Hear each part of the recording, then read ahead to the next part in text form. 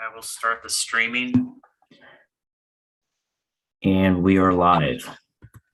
All right, thank you.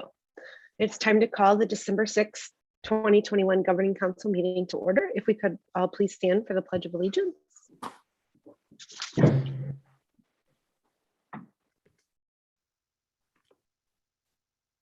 I pledge allegiance to the to flag, the flag United of the States United of America, America and to to the republic for which it Which stands, stands one nation under God, God, indivisible, indivisible, with with liberty liberty and and justice justice for all. for all. for all.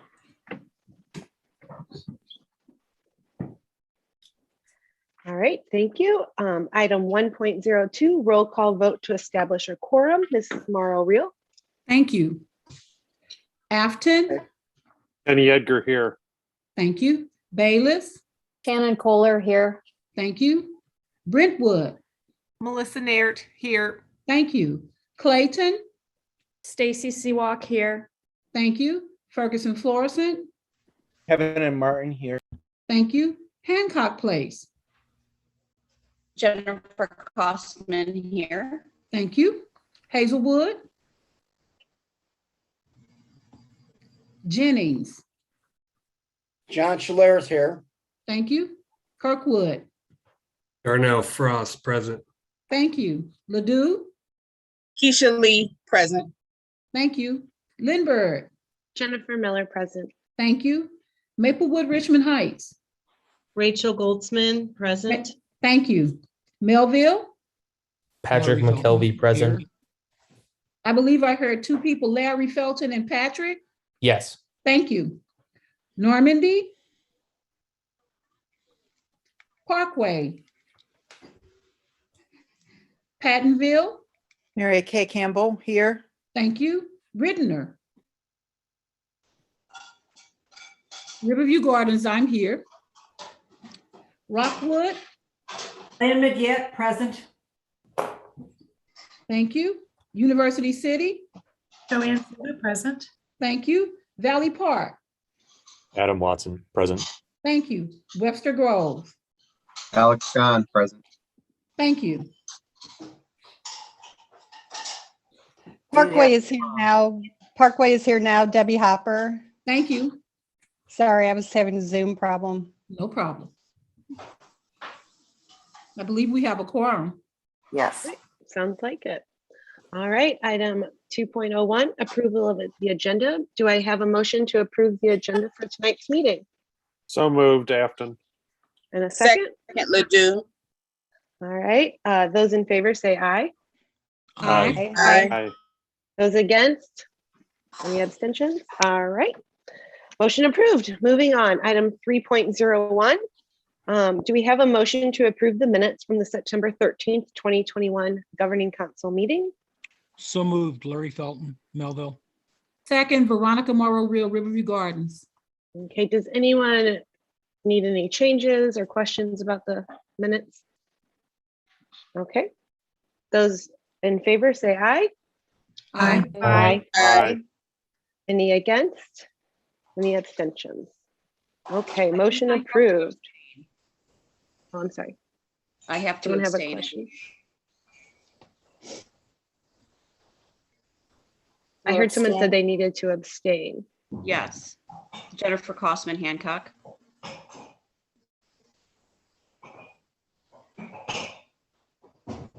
Okay, thank you. All right, item 4.01, public speakers. Due to holding this meeting virtually, citizens are asked to submit their statements prior to the meeting via email, where they will be read at our email. We did not have any submissions tonight, so there are no public comments. Item 5.01, our Parent Advisory Council updates. I believe that's Dr. Kamisha Carter. Greetings and salutations. We're going to have Mr. Howell pull up our PowerPoint for this month. Thank you. Can you advance the next slide, please? Also, as always, I would like to introduce my executive committee. We have one on the call tonight, and that's Christina Blankenship. At this present, she cannot be on the screen, but she can say hello to the crowd. Christina? Yes, hello. Thank you for having us this evening. Thank you. Can you advance 2 slides, please? This month, or this session, we would like to talk about our year-end review, our 2021 year-end review from August to December. The PAC has been very, very busy in advocating for parents and advocating for children in the SSD schools. Advance the slide, please. We had a historic in August, first hybrid meeting. We worked with the SSD admin to set presentations from August to December. We also appointed SSD members to the public review committee. Advance the slide, please. We worked with the SSD General PAC Council as we presented to you in September on our PAC goals. Goal 1, build PACs. Number 2, goal 2, communications. And goal 3, review PAC documents. Advance the slide, please. That was in September and October. We received a proclamation from the Honorable Rachel C. Prouty of the 73rd District for Disability Awareness and History Month. We also had a presentation by Jan Albus of Variety International, as we can have our children who are serviced under the 22 partner districts and the 5 SSD schools be a part of the things that Variety has to offer. Continue. Also, we had a special meeting with SSD admin to address challenges that directly affect our families.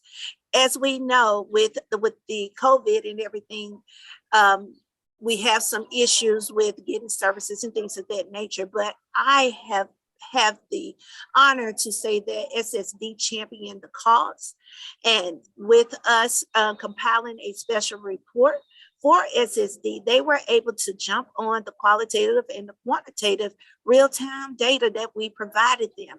And we would like to say kudos right now to SSD for providing answers to those families who were being plagued. Next slide, please. In November, we welcomed new PLI graduates. We had an intensive presentation on People First language from PETA. We also had a much needed presentation for families about service delivery from PETA. And we also had the introduction of 3 new SSD local PACs, one in Ferguson, Florissant, whose meeting will be January the 24th, one in Pattonville, who will have a meeting January the 25th, and also Rittner, who has their meeting every 4th Monday. Next slide, please. Also, we have the board member, Ms. Tiffany Hudson, who attend our PAC meetings and also is a source of information. Any questions at this time? I can't see the full screen, so I don't know if anyone's hand is up. Usually they'll just kind of shout out. I'm really happy to see that 3 new PACs have formed. That's awesome. Woohoo, we're making our goals. Great. Well, Ms. Miller, that concludes my report. All right, well, thank you so much. Thank you for having us. All right, we will move on to item 6.0, Superintendent Reports. And we have 3 this evening. We will start with item 6.01, the strategic plan. I believe that's Dr. Bauer. Paul, you're on mute. Dr. Bauer, you're on mute. Sorry about that. Good evening, PAC member or governing council members. My name is Paul Bauer. I retired from the district in 2020. Since some time, I've been working with Dr. Keenan and with the district on developing and laying the groundwork to implement a strategic plan for the district. And I wanted to report on that today. So Mark, next slide, please. 2 things that I want to talk about. First, I want to tell you about the status of our strategic plan. And second, we're taking several steps so that we can have a good, solid implementation to the plan in July. And I want to talk with the governing council about those things. Next slide, please. Do a little review about strategic planning. What is a strategic plan? It's a pattern of decisions, and the decisions that are made during the planning process determine and reveal and get out there the district's objectives and purposes and goals. And as a result of that and working through the planning process, we produce a plan for achieving those goals. So the strategic planning process defines what the activity is going to do, what kind of organization we're going to be, and what we plan to do for society. Next slide, please. Now, there's a little confusion about strategic plan and CSIPs, or Comprehensive School Improvement Plan. DESE requires that every district have a CSIP in place. They do not require a strategic plan. But when you look at and there's often confusion about the two. But if you look at this diagram, I think it lays it out pretty well. If you look at the left-hand column, strategic plan is big picture. It is a plan for the entire organization. What direction the organization will go. How will it become viable? How will it grow? How will it increase and achieve its full capacity? And how does what we do align with the district's mission, vision, and values? CSIP, on the other hand, is an operational plan. It's mission focused. It is tied to student performance. It is specific, has specific goals about student outcomes, focuses on things that the district is going to do to improve student outcomes. And while the strategic plan is based on the mission, vision, and values of the district, it's important that the CSIP aligns with the strategic plan. And after I give this presentation, you're going to be seeing a presentation from Dr. Bolton about progress on the strategic plan. One thing that we found, we've taken kind of two different approaches in developing our plans, and we've looked at different things, but independent of each other, we have identified the same priorities. So we are, even in the planning stages of the CSIP, there is very close alignment between the strategic plan and the district CSIP. Next slide, please. So this is what we did to develop our strategic plan. We worked on the district's mission, vision, and values. We got input. We identified the people who were going to work on it. We collected and reviewed data. We looked at the district's strengths and opportunities for improvement, identified our priorities based on that, and then we developed goals and strategies to help address our priorities. Next slide. So the first thing that happened was that our board did a lot of work in looking at its current mission, the district's current mission and vision. They spent several meetings on this, and they came up with a new, and this was done, our Jan Goodman, who was a board member at the time, and also we had worked with an organization called Magnetize. They led our board through this process. I think you'll see that our new mission and vision are much more direct.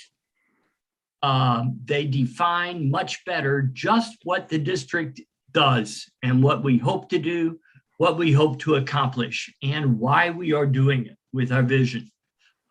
So that these are much more powerful, much more direct, much more clearly convey what the district is all about.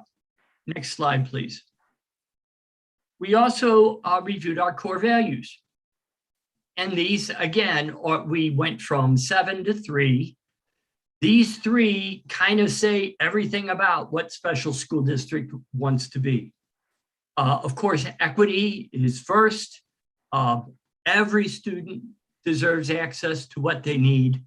Commitment, everything we do in the district. And this isn't just our instructional part, our operations also revolves around commitment to students being successful. And we cannot do that without our third core value, collaboration, working with everybody who might have a stake or might be able to continue or contribute to our achieving our mission and our vision. Next slide. Magnetize, I mentioned before, was an organization we worked with. They had several focus groups. They had a focus group with parents, teachers, paras, and with superintendents to get input about where they saw special school district, where they wanted special school district to be, what they felt special school district had to do to get there. So that was our stakeholder input. Next slide, please.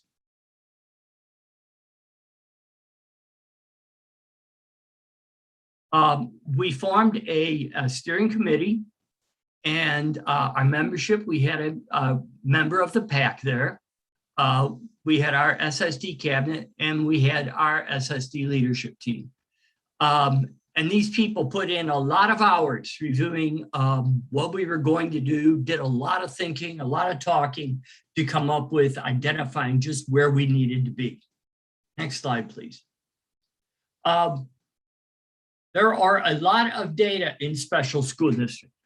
Special school district is a huge organization. In order to look and see where we were at the moment, we needed to look at a lot of data about a lot of departments. So we formed work groups. Each work group had between maybe 3 and 8 or 9 members. And they really dug deep into data about each of our departments: human resources, finances, communications, all those things that the district needs to know about in order to have an effect on the last thing on the list, student performance. Those work groups, again, spent hundreds of hours cumulatively looking at all of these data and putting it all together. They gave presentations, they organized it well for the steering committee, and really gave the information the steering committee needed to make its decisions. Next slide, please. We also looked at some external data: St. Louis County, state data, federal data, data from DESE. And as I mentioned before, we had the stakeholder input. Next slide, please. Based on all of those things, we performed SWOT analyses. SWOT, strengths, weaknesses, opportunities, and threats. We identified several things, but these are the most important ones we identified. The district is financially stable. So we also have our human resources department is getting much stronger. We have good facilities, and we have good, strong, talented, committed staff. So if you look at these strengths, these are the things we need to have in order to accomplish our mission. We need to have the money to do it. We need to have the people to do it. We need to have the places to do it. We need to have, again, we need to have the staff who can do these things. Next slide, please. But we also identified some opportunities. There's a lot of really good stuff going on in our classrooms and schools across the county. There's also a lot of inconsistency. There's a lot of not using data the best way we could. It's inconsistent uses of processes to do things. There's inconsistent communication among departments and stakeholders. One of the groups gave a presentation and said that they spoke with people from one department who didn't know what the people in another department did. So if we're going to be focused on what we need to accomplish, we can't have that. We need to have close communication and collaboration within our district and with our external stakeholders. And second, and finally, the sustainability of resources. The availability, the sustainability of resources. We need a lot of resources, money, people. An old way of looking this is there are 4 M's, and please pardon the gender biased language: manpower, money, methods, and materials. And those are the things that we need to have in place, we need to address in order for the district to grow and to be viable. Next slide, please. So based on all of those pieces of data, based on all of those analyses, we identified 3 priorities that we must address for the district: systems, resources, and relational communications. And I'll talk about each of those in more detail. Next slide, please. So our first goal addresses the priority of systems. It's to implement effective strategic database systems that efficiently and equitably support instruction and operations, emphasizing equitable, emphasizing strategic, emphasizing instruction and operations. And the strategies that the team developed to accomplish that goal, next slide, please, were that first, we got to develop our administrators' skill sets for strategic priority setting, for efficiency and effectiveness. And then we need to develop the capacity for our staff to use data systems, to gather data, the right data, and to analyze those data to make decisions. Next slide, please. Our next goal was to optimize resources to equitably, again, equity, support students to meet their greatest potential. And the strategies that we developed to work on that. Next slide, please. First, we have to identify everything we got that each department uses to accomplish its mission. And then once we have identified everything, we need to develop some database processes to determine how to distribute the resources. Again, things are there. I think the key word is inconsistency. And that's what we need to address with these. These strategies are short-term. We just went out 1 year in our planning because we felt if we could accomplish this, then we have an idea where to go next. But first, we need to have these things in place. And the final goal, next slide, please, to create a multi-channel communication strategy for all stakeholder groups, both internal and external to the district. Next slide, please. This is an important one. We have 3 strategies. First has to do with businesses, agencies, community stakeholders to support student success. And the supporting student success is key for that strategy. We can have a wonderful relationship with a business or an outside organization, but if it doesn't help the district help students achieve success, then it's not really a good relationship. Our second strategy is to engage families. We've made a lot of headway with that in the last few years. We need to expand that and do a lot more. And finally, to establish communications systems among the departments in the district and with staff.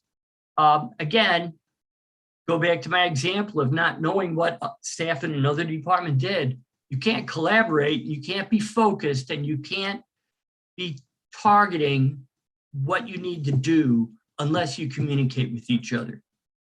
Next slide, please. This is a picture of it all. This is our strategy map. So this shows our goals, our strategies, our priorities, all leading to that goal that students will realize their full potential. This shows how it all works. Next slide. We're going to be implementing a plan, but we need to know how the district is doing as a result of this plan. So we're going to have in place 3 types of performance measures for the district. The first is key performance indicators. Excuse me. Key performance indicators, often people call them KPIs. They are developed at the organizational level, at the department level, and they measure how well that department, how well the organization is accomplishing a specific activity. It's going to focus on performance, the things in performance that are most critical for the district to be successful. And we're going to measure results. We're not real interested in how much time somebody spends on something. What we're interested in is the product. Next slide, please. We're also going to develop a district dashboard. Think of the dashboard on your car. You've got a gas gauge, you've got a tachometer, you've got a temperature gauge. Those are important things that you need to be able to constantly see and monitor to see if your car is performing right. And if they're not, you can see them right away and respond immediately. And that's what the district dashboard is. It's going to measure important district performance indicators. Again, both operational and instructional. What is happening right now? And if we know what is happening right now, then we can make adjustments. Next slide, please. And finally, a balanced scorecard. Balanced scorecard is a concept that's been around for several years, used in businesses. And the balanced scorecard looks at overall organizational performance. For a business, it might look at dollar amount of sales as well as number of staff. So it looks at the operational things, and in district's case, it looks at the instructional things. It's a balance between performance and operations, student performance and operational. And it's got both leading and lagging indicators, and it's aligned with the district improvement strategies, and it's aligned with the district's mission, vision, and values. Next slide, please. So how are we going to do all this? Well, there is an improvement model which the district uses called Strategic and Responsive Solutions. SRS, we call it. We love acronyms. It's a systematic, consistent model that is used to solve problems. And the first things that you do, you identify the problem, you spend time understanding the issue, studying data, visioning, selecting the right people to work on this. And then that's where you develop your strategies and goals and the like. We are anticipating to start implementing the strategic plan July 1st of 2022, at the same time that the district will begin implementing its CSIP. Next slide, please. So this is what we need to do before then. We need to finalize our performance measures. We need to finalize the groundwork for implementation. There is a lot of groundwork in the SRS model that needs to be completed before you can really start working on things. Data analysis, data collection, staff training, that sort of thing. And then finally, this spring, we'll be bringing the completed strategic plan to the Governing Council for approval. Next slide. Any questions?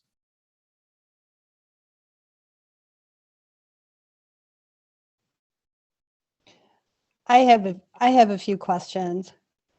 This is Debbie Hopper, Parkway. So I appreciate getting clarification. It sounds like this particular presentation is focusing on the year following the current strategic plan that is in place until 2022. Well, currently, we are currently operating with a CSIP. The strategic plan is a new idea for the district because, and what makes it new and different is that we are looking at the entire organization. But what we have now is in place until July 1st when we start with this strategic plan. Okay. All right. That helps to explain that. So currently, before the document that's titled, because I asked Rita to send me what strategic plan is currently in force, and it looks like there is a document that kind of rolls a strategic plan in with the CSIP. Okay. Yes. Is that right? So this is going to be new endeavor in that you're going to have a specific strategic plan separate from now the CSIP. Yes.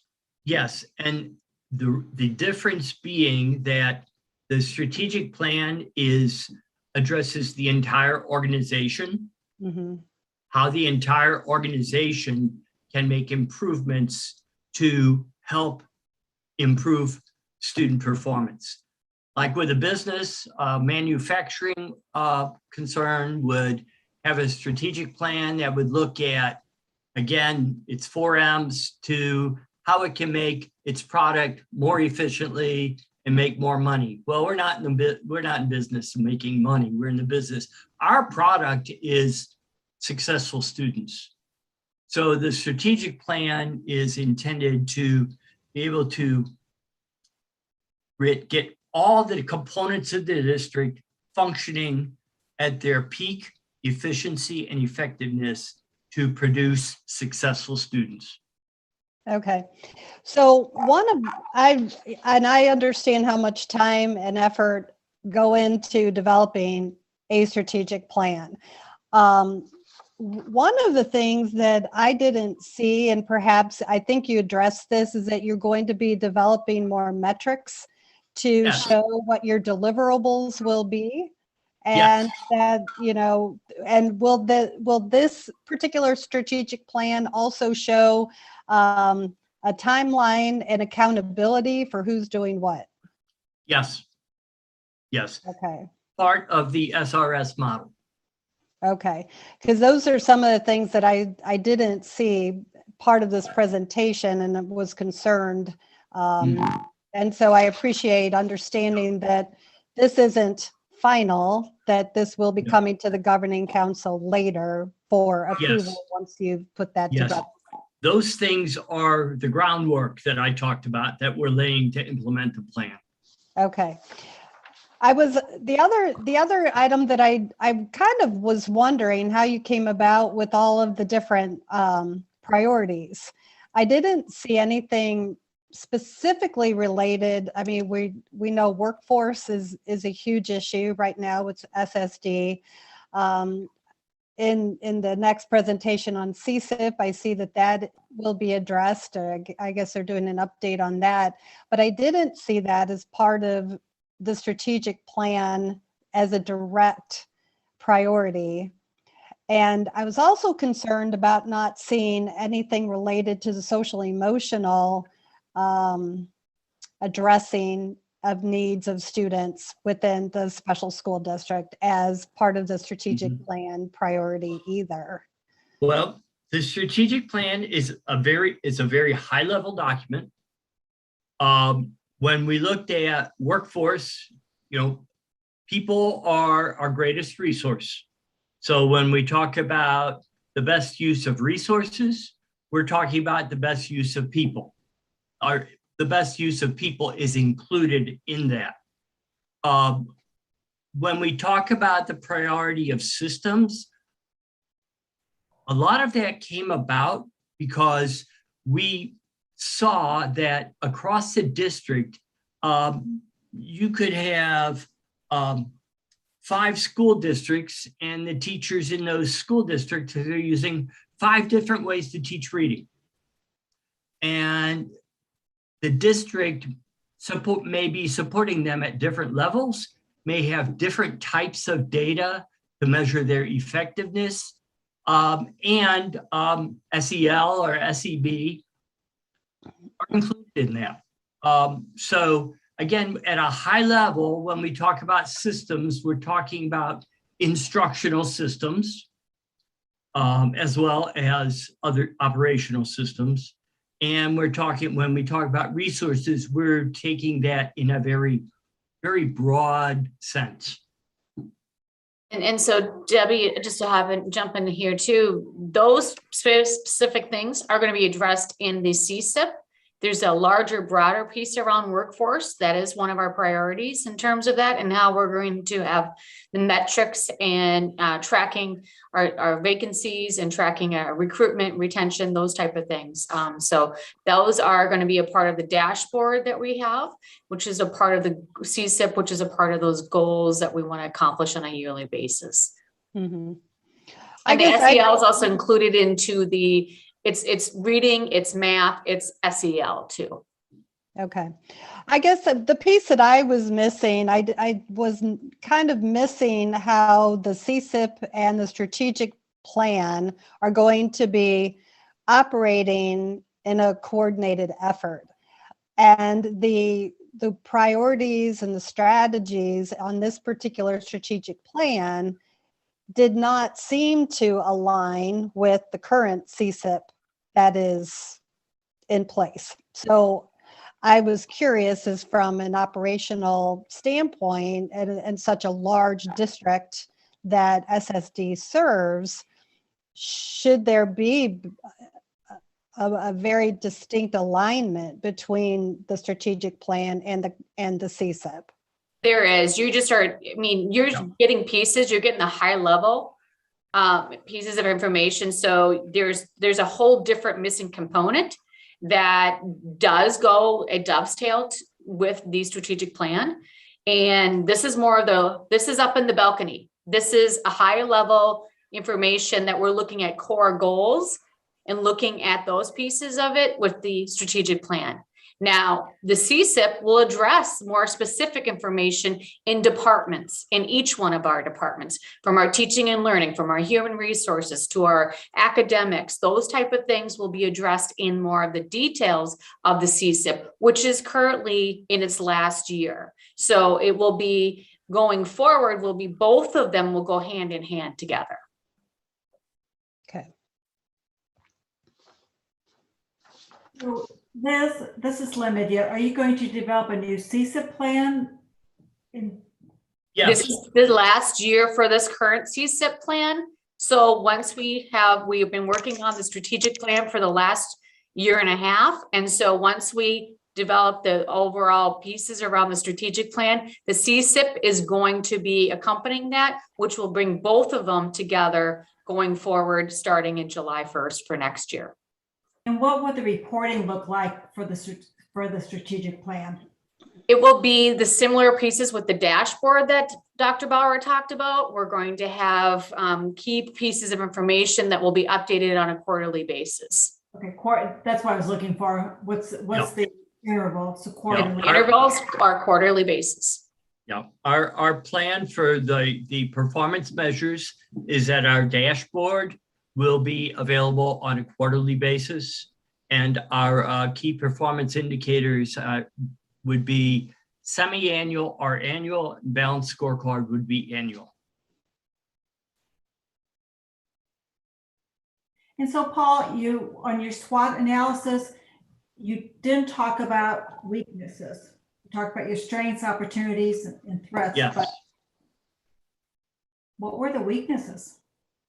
Well, I think, the couple of things that came up no matter wherever we looked. These came up in the focus groups, came up in the what the work groups were looking at.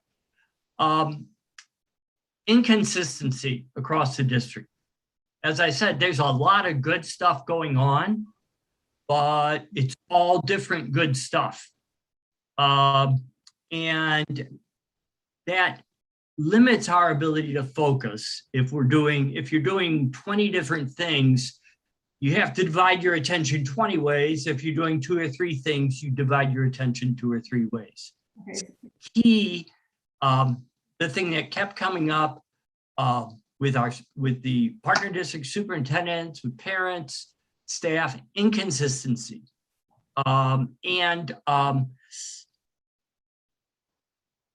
Not only in what we're doing, but how we measure it also.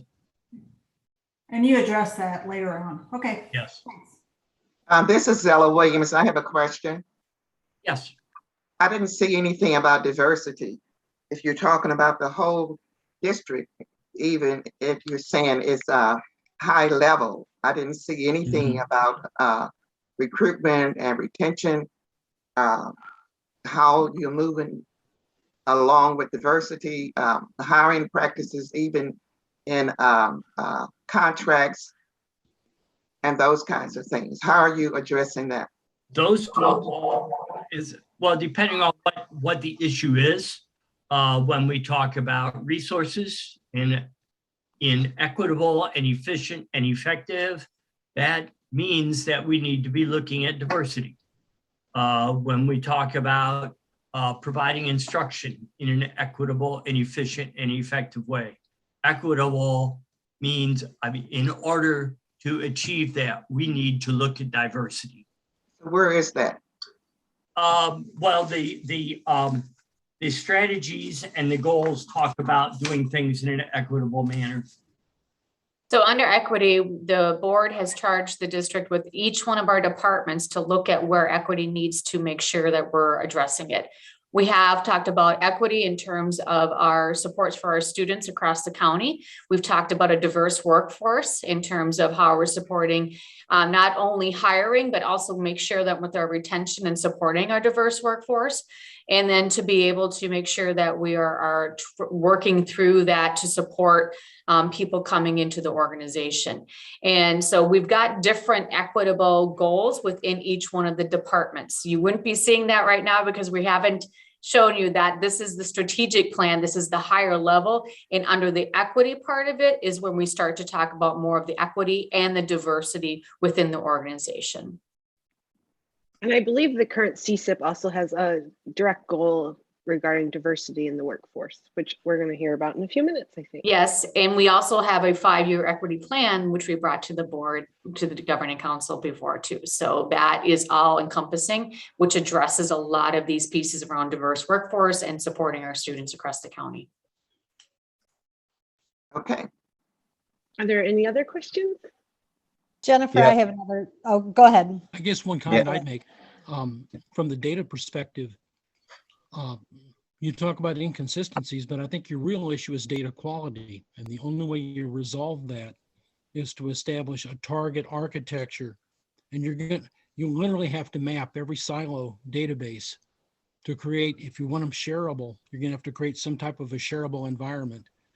As trying to share the existing databases as they are, you're gonna have to do something in between because you're gonna have probably 25 different definitions of student, resource, whatever you want to do. That's historically what happens with silo systems. Yep, absolutely. The concerns with data, as I have been working on developing those performance measures, I'm finding that we need to do a lot of work with data, not only data about student performance, but data that shows the performance of all of our operations. We have a lot of data. How much of it is really meaningful and usable is a question. Quality is a question. So you are absolutely correct. And that's something that we are really going to have to work on in order for this plan to be meaningful. Yeah, so quick comment, maybe it's a question. Given where we are in this process, I did notice the stakeholders you were missing, that students weren't listed. So I just wanted to, I mean, I don't know, it seems like you're a little too far in this process to necessarily go back, but I don't know if there's an opportunity to, bring them in because they're a pretty key stakeholder themselves. The district for the last years has been doing several student surveys. And those were some of the data that we looked at in this process. Thank you. Mm-hmm. One of my last question, maybe, is how will the strategic plan be rolled out? How will it be communicated? And to whom? I can't answer that right now. We're still working on that. It's very important. I've already talked with Dr. Keenan about this. This plan everybody in the district needs to know about this plan, and everybody in the district needs to know that they play a role in implementing it. So we're going to have a big rollout but as far as details, I can't give you any details at this point. Yeah, we're already in the building process of the overall document. Also making sure to tell the full story. So there is going to be a shorter, like 1-page document that kind of highlights it, but then also we are opting to do a more of a historical because there is so much information that we feel is necessary. Just as some of the questions that you guys have brought up is that we need to make sure that we're clarifying where we're addressing some of our areas of celebrations, but also the areas that we want to continue to grow on. The other thing is, I think when we're talking about our strategic plan, I think that I'm going to bring it back to all of you as the governing council members, making sure that in your strategic plans that you show and demonstrate that there's a need and support around special education students and that it's evidenced in your strategic plans. I think that a lot of times when we look at these broader strategic goals and plans, it's only the focus on a special school district. Well, special school district can't do it on its own. And we have to make sure that there's this, the students are in partner districts who are receiving services through special school district are the partner district students. And we want to make sure that there is that true understanding within the partner districts. We're trying to make sure that we are making that a strong evidence in our partner districts. So as we roll up the communication plan starting July 1st, that will be when we go out to convocations, when we send out to our families, our newsletters, making sure that we are getting the information out for our staff at the beginning of the year and our families. And I think it's also important for all of the, the governing council members to receive all this information and to be able to use this information to be able to say, how are you looking at your strategic plans that has evidence and language and has tracking data for with students with special needs? Dr. Keenan, I think that's so key because it seems that we don't want to get into a mindset that in the general education setting, we have the general ed kids and then the special ed kids are the special school districts matter. It all needs to be integrated. Because these special ed teachers are working every day with the general ed teachers. And it sometimes feels like there's a disconnect in the communication between those parties. It cannot be their kids and our kids. It's all of our kids, whether they're in special ed or they're regular general ed, because we've got in the partner districts, we have those co-op classrooms and we've got general ed and special ed working together. So that whole trickle down effect of getting it to the lowest level that possible to, so that it's actually working in force at the front line with the students who really need everybody to be working together for their success. I just wanted to add on to that what Ms. Hopper was saying. I know in FERG floor, we pushed back quite a bit about a year ago. Dr. Keenan can tell you about the partnership agreement. And I think what came out of it was some rich conversation of how we really do need a partner and what does our district need to do differently to help support for special school district? Because I think what we're finding is there may be barriers that our own district was creating that was not allowing SSD to fully function. And at a governance level, it came to light some things of just conversation. So I really encourage all of us to think about how does our district ask questions of the special education director in our partner districts of what barriers do they see that we can remove on our end to help them be more effective? And I think it was lightning just to see some things that we need to do differently in FERG floor. But certainly I think the conversation led to many meetings and conversations as Dr. Keenan and her team came to present, as we took about 3 or 4 months to even approve the partnership agreement last year. But really, as we just did a year check-in, I think the most powerful thing was figuring out what are the barriers that we need to remove on our end and being able to hear that transparently while still building collaboration is sometimes difficult because obviously the director works for SSD, doesn't work for our partner district. But if we can't hear if there's policies or other systems that we need to remove, we're not going to be effective because SSD has a wealth of resources, and that's why they're so unique, is because they're able to have resources for the whole county. So I really encourage all of us to think about how do we had conversations with our board and our special ed directors about what barriers do we need to remove on our end to help SSD be effective, because sometimes I feel like SSD gets the brunt of it, but we're not looking at our own governance of how we can help support the partnership. And so it's just something that's come to light with our board over the last year of really thinking through the partnership agreement and how to be more effective. So if you haven't had that conversation as a board and with your director, I really encourage that, because I think that helps the strategic plan, because if we're not in alignment and looking at barriers on both ends, we're wasting a lot of resources on both our end and SSD's end.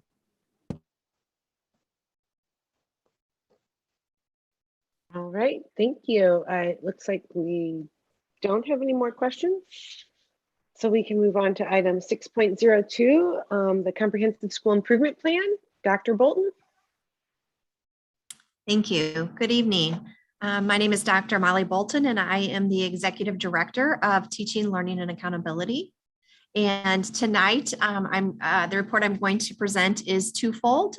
First, I will give you our first quarter update on our current Comprehensive School Improvement Plan, or CSIP plan. And then I'll also talk with you a little bit about our planning process that we're using to develop the new Comprehensive School Improvement Plan that we will be bringing to you in June for that July implementation as well. Next slide, please. Next slide. So our current our current CSIP plan, we have 4 goals. Our first goal is around quality instruction and really looking at students being able to meet their goals, be that a personal goal, an academic goal, or a career goal. And so we do have 4 strategies under that particular goal. The first being implementing multi-tiered systems of support in literacy, numeracy, and behavior, or social emotional learning.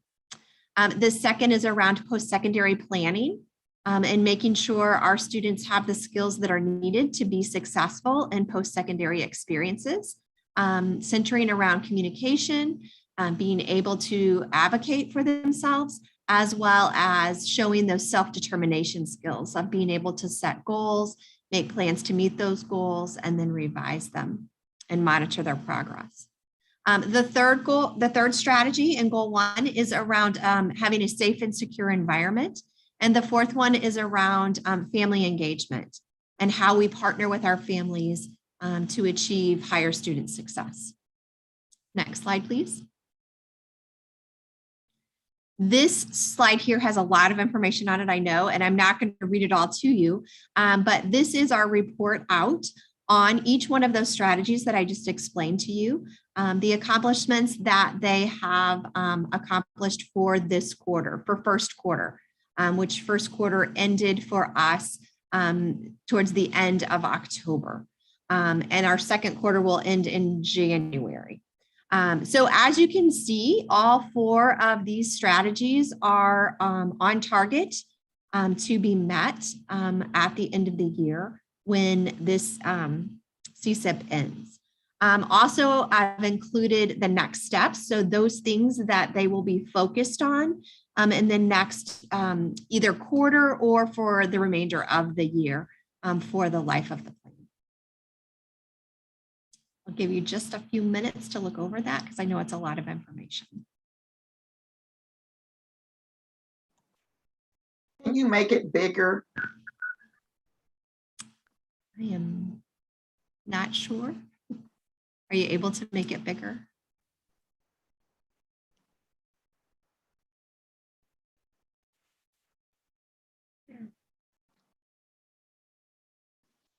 And this is available in board docs if you want to take the time after the meeting to kind of read through it.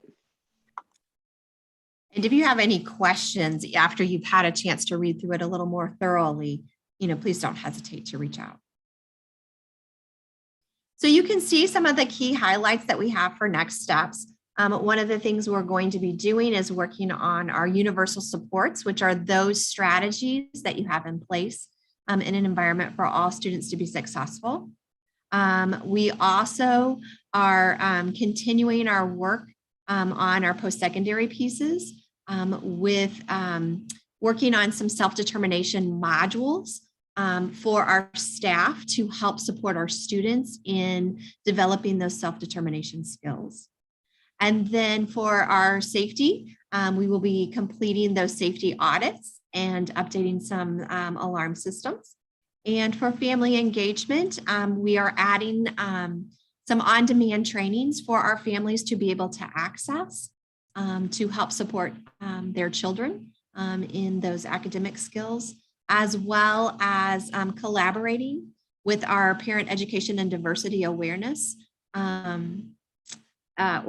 division, as well as communications and some of our community partnerships to provide lunch and learns. And so if you weren't aware or haven't been able to attend those lunch and learns, those are some fabulous opportunities that we have for families and our communities where we highlight certain services that are available in the communities for our families and for our students.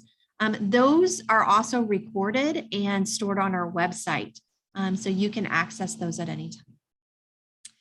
Next slide, please. Our second goal area is workforce excellence, and this is what some of you guys were discussing earlier. So you can see this particular goal is really looking at maintaining that effective workforce. And we need that workforce in order to support the work we do so that our students do achieve. So two strategies here, both of them are championed by our HR department.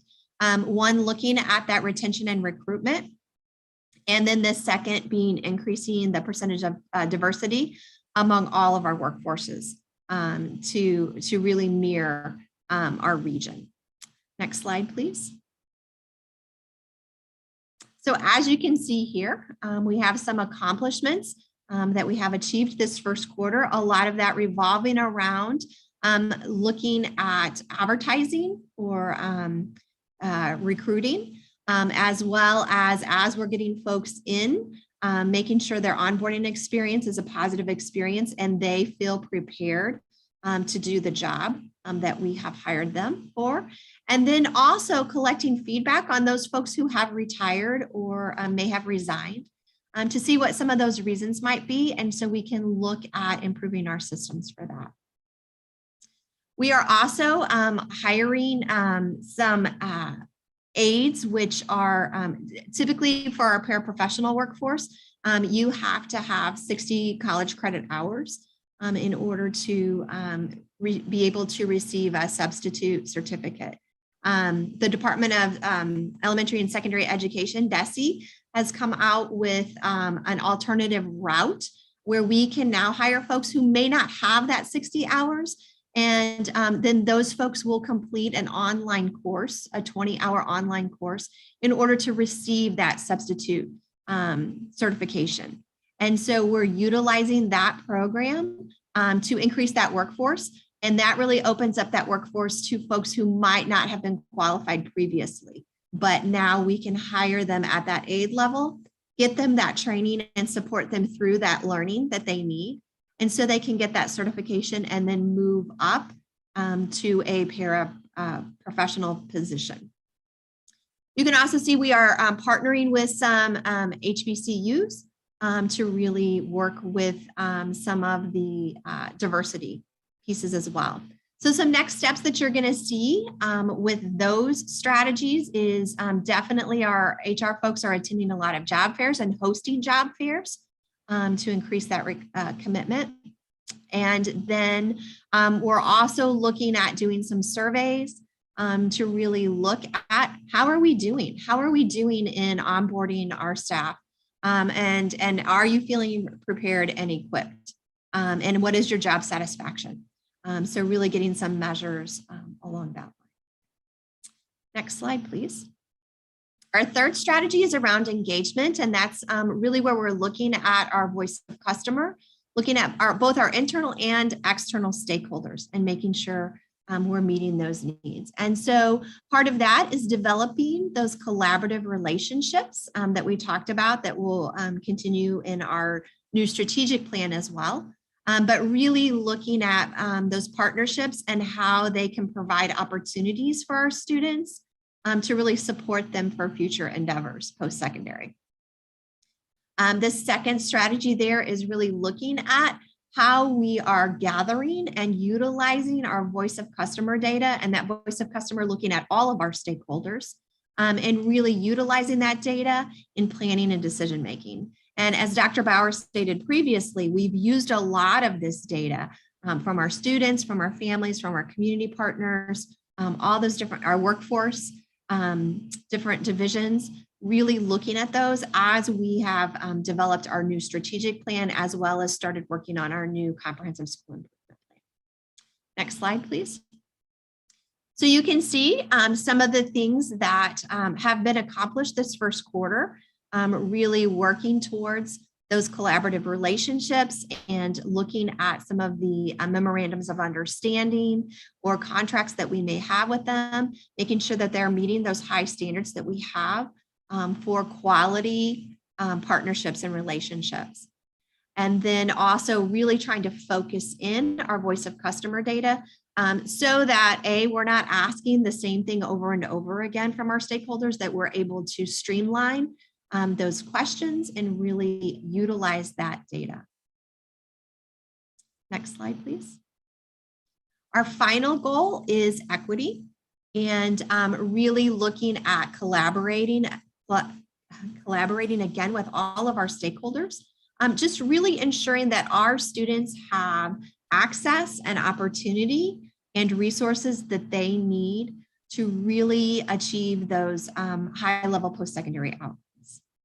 Next slide.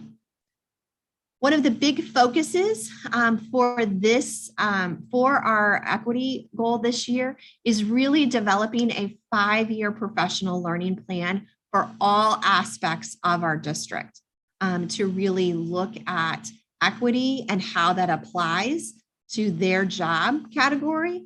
And then also diversity, looking at bias, looking at communication, all those different aspects. And so this 5-year plan is being drafted. And again, this 5-year plan is not just for our teachers, not just for our staff that are in our schools, but for our operations staff. You know, one of the things we thought a lot about was our bus drivers are some of our most important folks, because they are that first point of contact with that student and our families every single day. And sometimes they're the last point of contact as well, as they pick students up to bring them to school and as they drop them off. And so, you know, working with that work segment to really learn about the diversity of our families and learn about effective communication systems and building those relationships is key. So we really want to, and I'm just highlighting one work area there, but really showing the different work areas, how important they are to developing relationships with our families and helping make our students successful. So we're working on gathering stakeholder feedback currently. We just recently took it to our equity stakeholder committee, and then we'll be taking it to other stakeholders as well to get that feedback on there, and then bringing that back in to implement that starting next year. And then we did approve the equity framework last year. You guys were able to see that in June. And we are working on, again, taking that to every workforce area and making sure everyone understands their role in equity and how their role in the district looks at, through the lens of equity, how we're making sure folks have that equal opportunity and to resources, opportunities to increase student achievement. Next slide, please. Any questions about the current CSIP and our progress?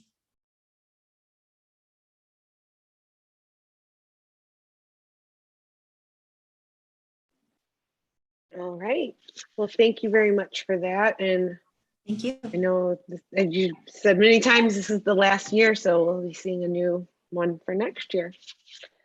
All right, moving on to item 6.03, the budget process presentation. Dr. Hogg? You're on mute. Thank you. Good evening, Governing Council. My name is Jeff Hogg. I'm the Chief Operating Officer for Special School District. And tonight I'll walk us through the budget process. Next slide, please. So the purpose of this presentation is to just show the process we use to build a budget that'll help support our staff and students receive the education they deserve, which will allow them to grow. And then also it provides some transparency for stakeholders and taxpayers. Next slide, please. You can go ahead and go to the next slide. So in the fall, our budget committee created or identified 4 areas that we really wanted to address. That first goal, we've heard it a couple of times this evening already, is equity. And the definition we use for equity is every student, regardless of learning ability or socioeconomic status, will have access to the services they need to be to succeed. And that was approved by the board last year, and something we've really taken to heart with what we've done. The second goal is staffing. So we'll always continue to provide staffing at the levels that allow not only our schools, but our partner districts to provide those supports for our students. And then number 3 is curricular support. And again, we're going to provide best practices, effective curricular supplies and programs throughout the district. And then goal 4, facilities. We do a very good job with facilities, but we want to make sure that not only our students are safe and our staff is safe, but that we're providing an incredibly nurturing learning environment. Next slide, please. So as we move into the budgeting process, we're going to continue to focus on all, which are all 22 partner districts. We'll focus on some, which are our students or our schools that are identified as disproportionate by the state. And then our few, and that's some of our school districts that have a higher distress community index. And I'll go into more detail in the disproportionate and the distress community index here in a couple slides. Next slide, please, Mark. So our tier 1 districts, go ahead, next slide. And those are our 22 partner districts.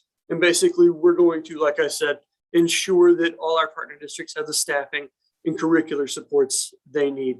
And we do this by reviewing caseloads, by reviewing student minutes, and then Dr. Bolton and her team does curricular reviews and instructional audits to really bring to light any areas where we're instructing our students incredibly well or areas that we may need to focus on.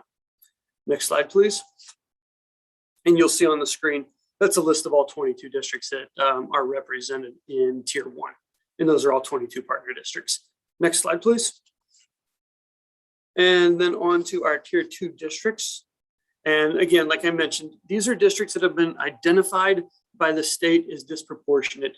And that can happen in one of 2 ways. It's either over-identification or it's a suspension and expulsion rate that's higher than rates compared to non-disabled children. So when we talk about over-identification, we talk about basically over-identification or disproportionate representation by race and ethnicity of students who receive IEP services or with disabilities. And then the second is that suspension and expulsion rate.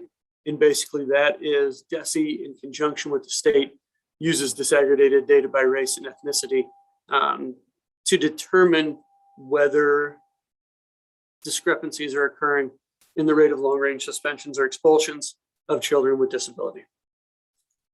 Next slide, please, Mark. And so what we've done is developed a framework to support our partner districts. What can we do to help? So whether that is additional supports or additional staffing, whatever that is, whatever we can best serve our partner district in, we've created that collaboration, that partnership. And a couple areas that we really do focus on during this process is that social and emotional learning, which really focuses on behaviors, and then the intervention for literacy and numeracy. And those are identified in those instructional audits that we just spoke about. Next slide, please. So when it comes to being identified as disproportionate, you have to come up with a budget, and that the state requires that we set aside 15% of our IDEA Part B revenue. It's approximately it's a little bit more than $5 million annually That money is divided amongst the 11 districts that are identified as disproportionate, and that is divided on a per pupil basis based on the number of special education students in those districts. And the expenditures for disproportionality have to meet certain guidelines for the state in the area of professional development, supplies, and staffing in order to receive that reimbursement from Part B. Next slide, please. And on the screen, you'll see the 11 districts identified as disproportionate.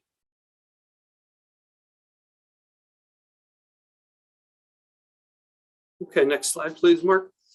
And again, thank you.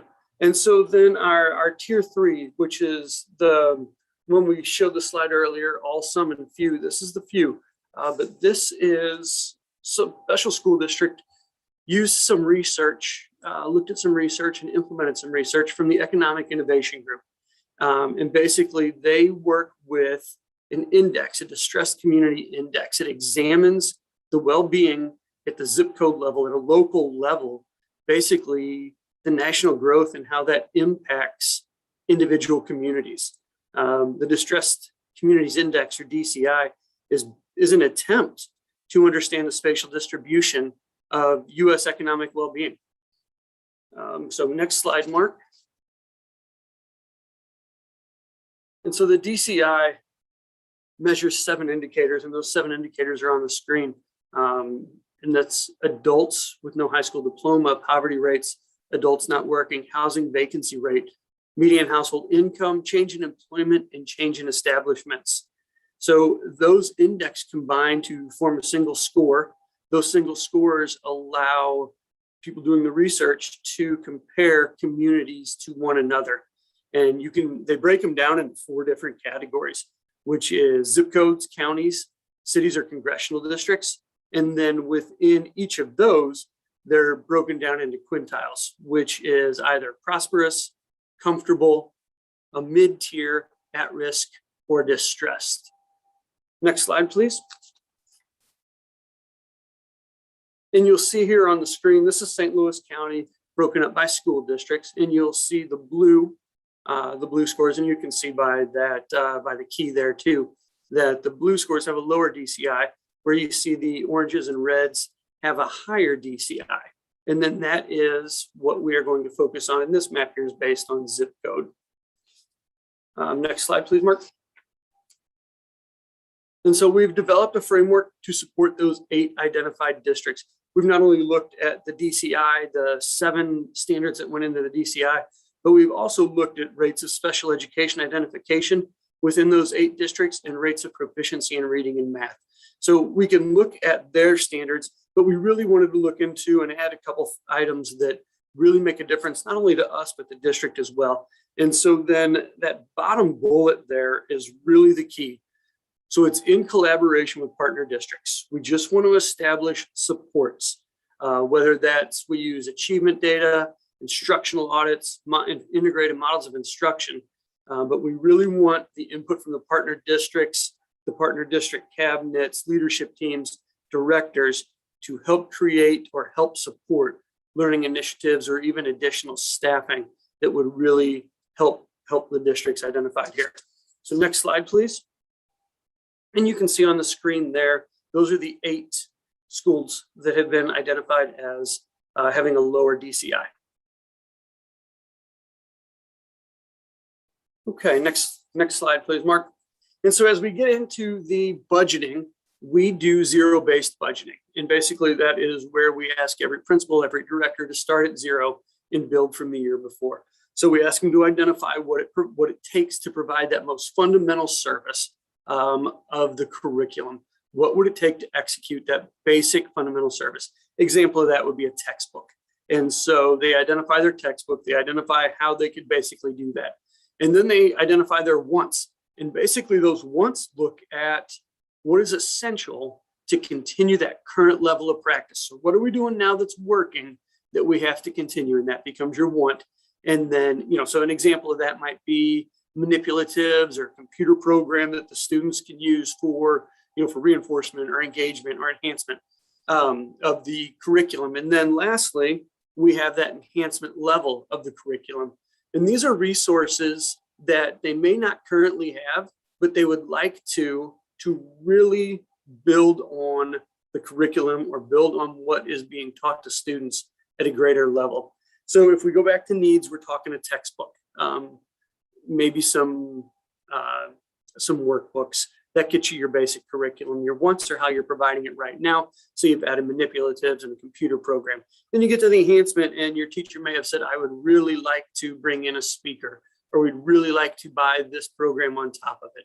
And so that again is something that they're going to identify at that building level or district level that really says this will make our program top notch. And then we know we're going to always fund the needs. We know we're going to fund the wants. And then that's where the enhancements come in. If we can fund those, we're going to, because we know that our educators who are the experts have identified areas that could really make the curriculum robust. Next slide, please, Mark. And so then that brings us into the calendar. The budget opened mid-October. And as I mentioned earlier, the superintendent and the budget committee established the goals for the year. We provided training to administrators. We also had meetings with them to make sure that they were comfortable and knew what was expected of them for the budget. Next slide, please. And then we moved into November and December. In November and December, this is where the partner district directors really identified those needs and wants. And then the department budgets just closed December 3rd, and they submitted that data to us, so those requests. Next slide, please, Mark.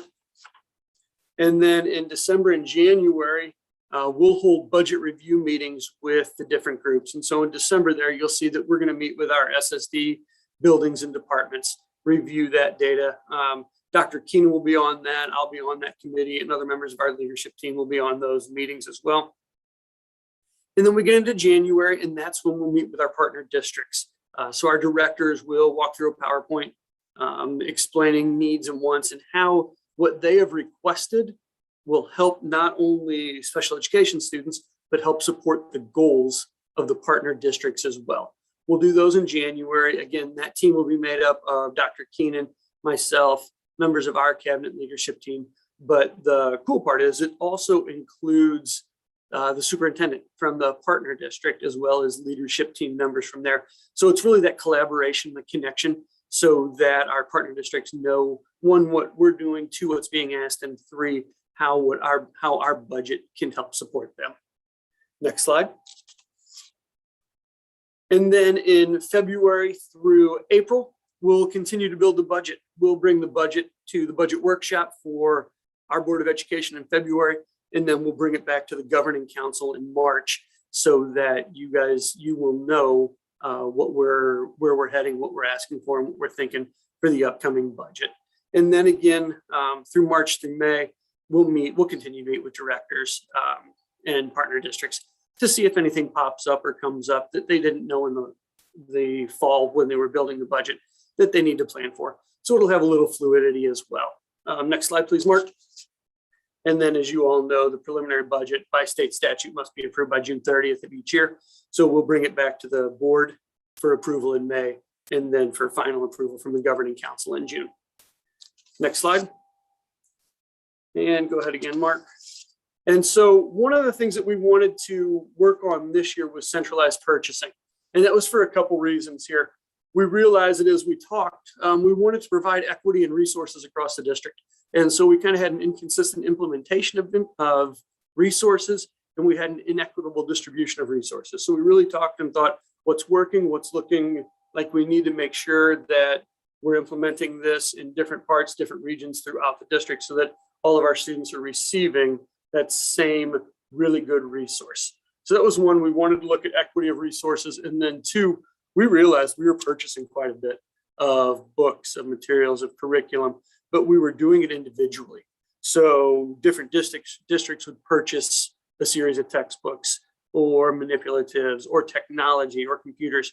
And so we realized that if we could bring that back into one standard purchasing, whether that was our curriculum department buying all the books or our technology department buying all the computers, it really helped us with some increased buying power. One example of that is this past spring, we had a major curriculum purchase in which, if we would have done it separately like we had in the past, it would have been quite a bit more expensive, but because we did it all in one group, we received all the teaching editions for free.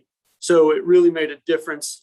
And it's also helped us to provide support and learning around just targeted resources. Next slide, please. And so basically how the process is working is that either curriculum or technology is looking at the books, is looking at our resources, our supports, our curriculum, or the technology that we need. And they're sending that back out to our partner districts or to our schools and saying, hey, this is what we need. Please identify the number that you need. And so then our departments, our directors are identifying how many numbers. They'll send that back. Technology will make a big purchase, instruction or curriculum will make a big purchase, and then that'll be distributed based on what was ordered. Okay, next slide.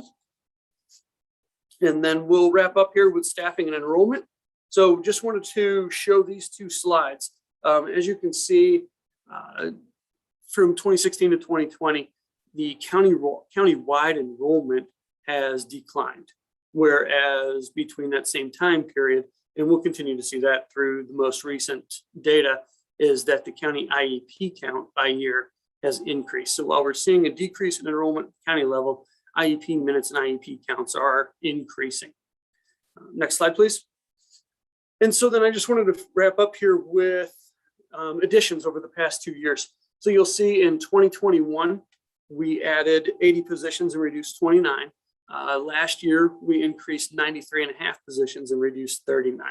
So over the past 2 years, we've increased 173.5 positions while reducing only 68. And that was part of a plan from Dr. Keenan. She understood that some of the caseloads in the partner districts were a little high, were above a ratio of 17-to-1, 18-to-1. And so we added positions. And as you can see by the little footnote there, last year we added 35 positions, 3 speech paths, 2 social workers, and just directly to our partner districts so that we could manage caseloads, so that we could provide support. And then more of that support came into our partner districts with 36 FTEs from support roles, ranging from parafacilitators to instructional coaches. And they were added for support of our teachers in the partner districts. So as you can see, there's been that dedication to the goal of staffing. We've realized that we needed to add a little bit, and so we did over the past 2 years. I think that brings us to one more slide here. And really, as we look at caseloads and as we look at staffing, we'll continue to monitor teacher and para openings and caseloads. We'll look at 10-to-1. Anything 10-to-1 or lower will require justification. Now, we know that quite a few of those could be 8-to-1, could be 7-to-1. They're probably pretty intense caseloads, but we just need to, kind of shore those up and tie those up to make sure that we're providing staffing in the best possible light. And then again, as I mentioned, that 17-to-1 ratio we'll look at for a potential addition. Before we would do any cutting or additions, we'd make sure to talk to the director, the coordinators, and principals for conversations. And then as we go through, we'll monitor vacancies to either see if any movement can be made, if we need those positions, or if we just need to fill them so that we stay at the same levels we are. And I think that will take me to my question slide. I'd be more than happy to answer any questions at this point.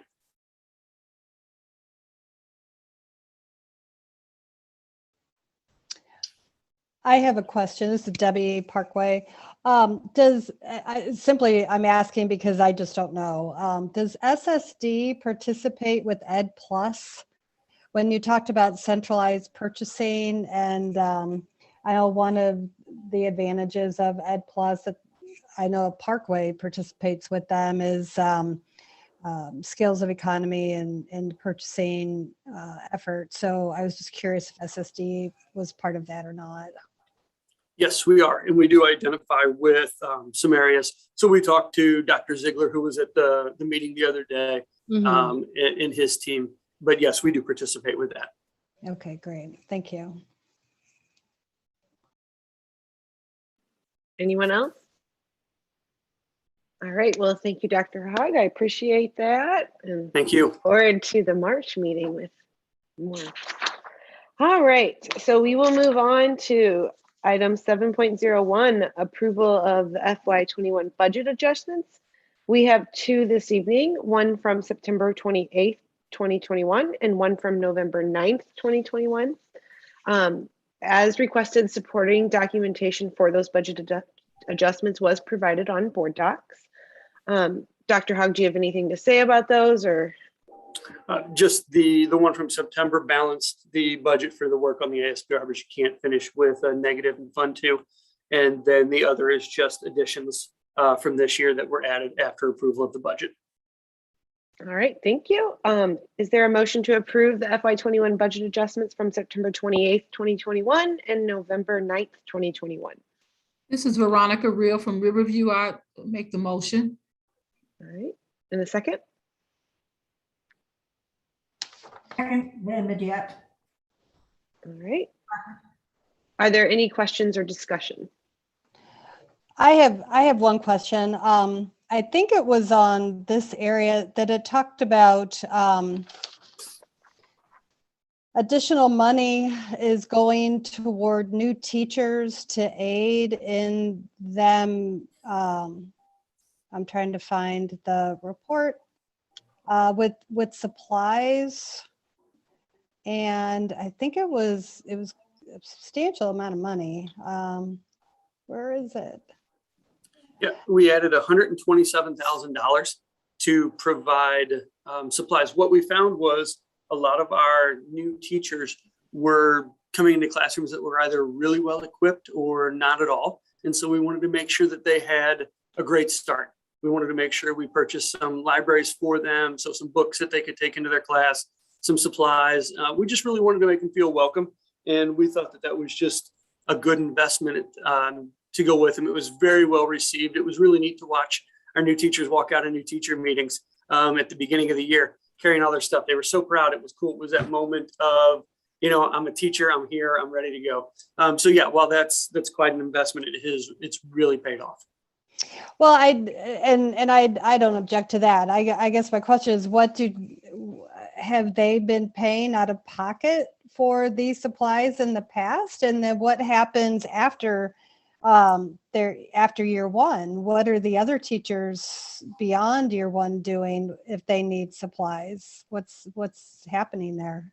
So Debbie, with teachers, I was a teacher, you generally do pay for stuff on your own if you want to, but we want to make sure that we were providing them with the classroom kits, with the books at the beginning of the year. And then we gave them an additional $500 to utilize in the fall of the year to find out if they had additional things that they wanted to purchase. And so we are doing that for this year. We had over 200 teachers that we had participating in this.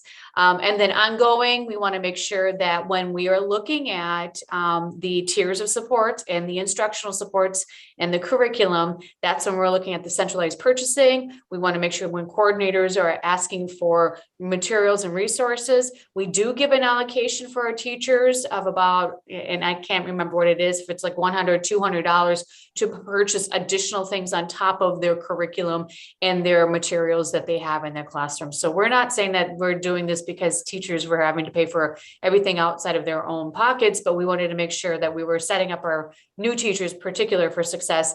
And then ongoing, that will be an ongoing piece where the coordinators and the directors in each partner district will make sure that they have the inventory for their curriculum and materials. And then teachers do get a separate allotment for themselves too. Thank you. All right, thanks. Any other questions? All right, then we can move to voting. All those in favor say aye. Aye. Aye. Against, say nay. Aye. All right. Any against? And any abstention? All right, motion passed to approve the FY21 budget adjustment.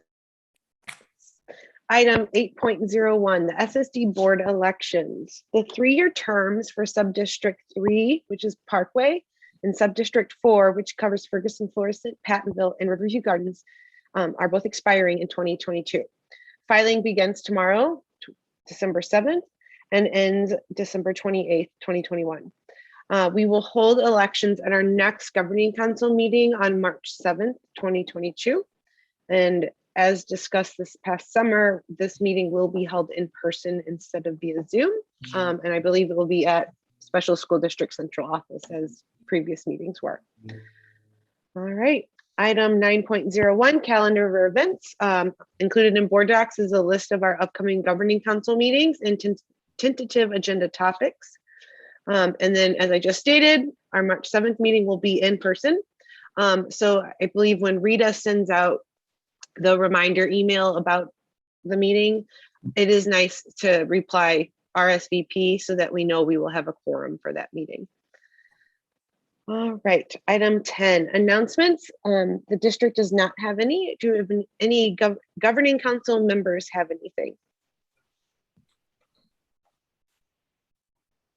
All right, moving on to item 11, adjournment. Do I have a motion to adjourn this meeting? So moved, Larry Felton. Second, Debbie Hopper, Parkway. All right, those in favor say aye. Aye. And those against? All right, well, thank you, everyone. Thank you. Have a Have a good good night. evening. Thank you. You too. Right. Good night. Good night.